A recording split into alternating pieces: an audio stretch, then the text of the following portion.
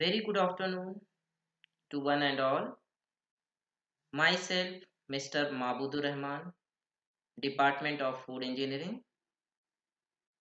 Today, I will deliver a lecture on history of biochemical engineering, theory of scientist Alexander Fleming.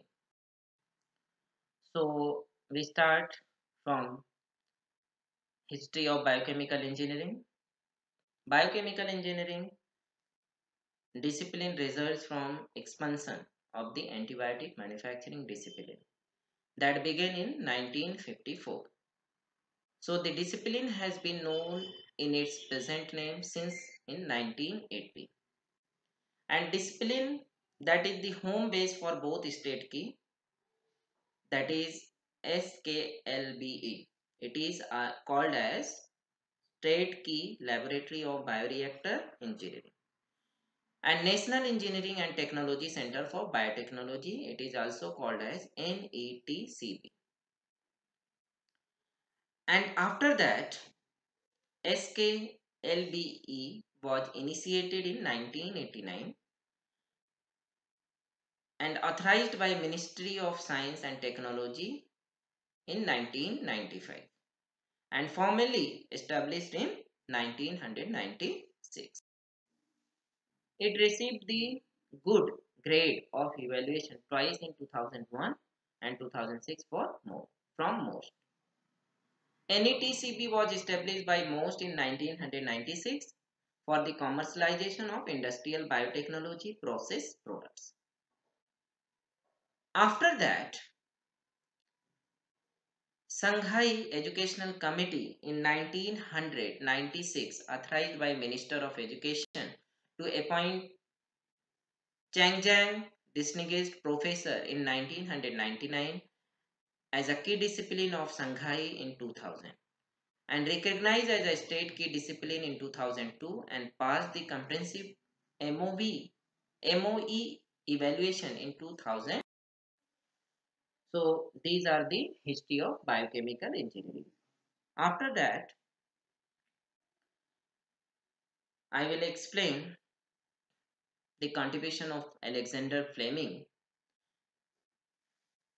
He was born on 6 August in 1881 and died in 11 March 1955. He was a Scottish, Scottish biologist, pharmacologist, and botanist. He wrote many articles on bacteriology, immunology, and chemotherapy.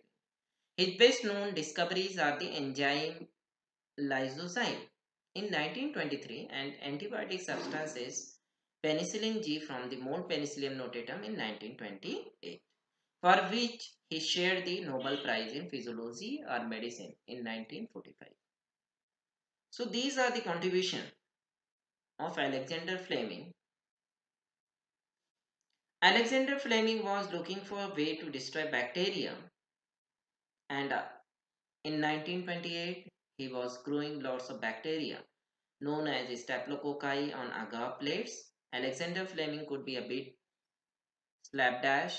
His labs was rather untidy, and he sometimes left the lids of his plates for a long time. Before going on holiday in 1928, Alexander made two. First one, he didn't put all of his plates in bleach to sterilize them, and he left the lab windows open. When he came back from holiday, Alexander noticed that lots of his sculptured plates were moldy. Why? Because due to the contact on open environment. Second mistake was a common mold that might have grown happily on a slice of bread had landed on Alexander Fleming plates, a stroke of luck which has saved millions of lives. Just before he put all the plates in the washing up to get clean, at that time Fleming noticed some things. What he noticed? He noticed that lots of bacteria were growing on his plates. There was a clear ring in the jelly around some of the spots of mold. And no bacteria were growing, something had killed the bacteria that was covering the jelly. Got it this thing? So, straight away Fleming saw that this might be important. He labeled and saved the plate. And he worked hard in his mold, Penicillium notatum, and he squeezed out some mold juice, which he called penicillin. But he could not get much penicillin from the mold. It would be keep even in the fridge, and he could not to prove it actually kill bacteria and make people better. By 1934, Fleming gave up on penicillin and went on to do different work. And in 1938, Howard Florey and Ernst Chains at Oxford University decided to do work on penicillin. They infected 8 mice with bacteria. The four treated mice stayed healthy, but the other four died. Four were given a penicillin at that time during their experiment. The four treated mice stayed healthy, but other four died. They went to treat Albert Alexander, a 43 years old policeman dying of blood infection. Florey and Chain gave him penicillin for 5 days, and Albert was well on the way to health again when the penicillin ran out. Florey and Chain tried everything. They even collected spare penicillin from Albert's urine, but the infection came back and Albert died. Florey and Chain did not give up. They collected more penicillin and used it on a 15 years old boy. At that time, they observed who had infection after an operation, he was completely cured after the use of that penicillin.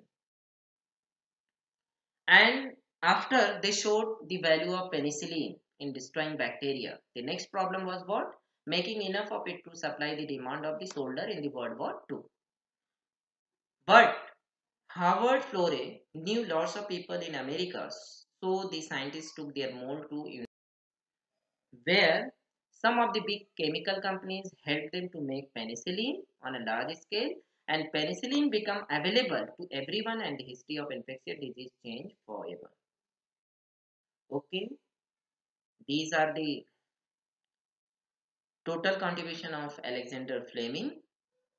Okay, thank you for listening.